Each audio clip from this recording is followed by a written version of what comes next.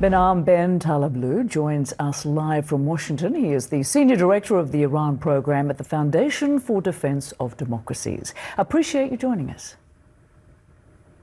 Great to be with you, Rosemary. Thanks for having me. Wonderful. So President Trump threatened Iran on Monday, saying this is their last chance to sign a peace deal before facing decapitation. Now, we have heard this before, but this time it comes a day after Donald Trump was claiming a deal would be made on Monday. So what's going on here, do you think? Well, I think the public is in a familiar but frustrating place, but so to a certain degree are American policymakers. I mean, the choices before the policymakers are stark, and this idea of have to negotiate again when the regime even looked a gift horse in the mouth last time and continued to fire on ships after the MOU was in place. Even the Trump administration was willing to waive oil sanctions on Iran. Something tells me that's not going to produce peace and stability in the Middle East. On the other hand, the talk of going after energy infrastructure and wider strikes across potentially even civilian targets inside the Islamic Republic, that's not going to do it either. I think we have a lot of tactics here, but a real need for strategy. Now, President Trump keeps saying Tehran asked for talks, even said they begged for them, but Iran denies that, and we have seen reports of vessels being struck in the Strait of Hormuz. Clearly, Tehran's leadership is not taking Trump's threat seriously. So what's Iran's end game, and what are they holding out for in terms of a deal? Well, I fundamentally do not believe that the Islamic Republic believes a deal is on the table, nor do they believe that a deal actually suits them.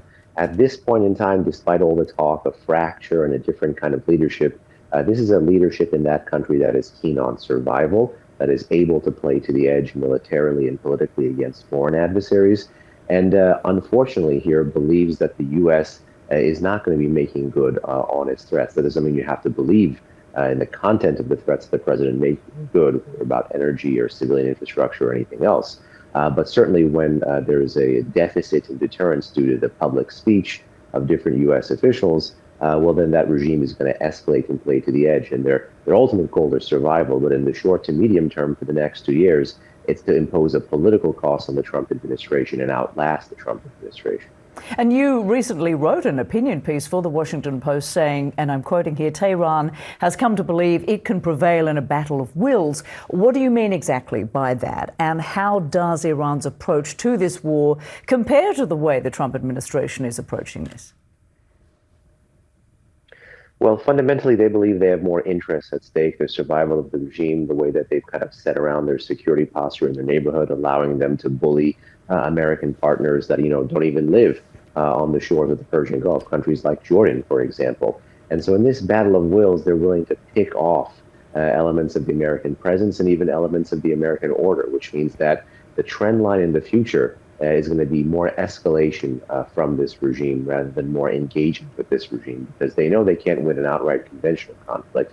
But if they show that they have more interests on the board that they're harder to control, then they think that might get America to cut and run. And of course, negotiations are currently underway between Iran and Oman. They have told us themselves. But what do you expect to come out of those talks? Well, certainly I think there's another party here, whether indirectly or informally, whatever is agreed to between the Iranians and the Omanis certainly is going to have an impact on how long America is going to be pausing strikes, and will America recognize or bless what comes out of that agreement. Previously, the Iranians have said that they're looking to have majority control for entry and or exit in and out of the Strait of Hormuz into the Persian Gulf. There will probably be some sort of sharing agreement with the Omanis about the pathway, about whose territorial waters ships go in and out of. But ultimately, the Iranians are trying to cement what they have had in their view, which is they believe they've had a military win, and they believe to the victor go the spoils, of the spoils of the Strait of Hormuz, and they understand America and the West cares about it. So they're keen to extract a very high price. Behnam Ben Taleblu, thank you so much for joining us. Appreciate it. Thank you.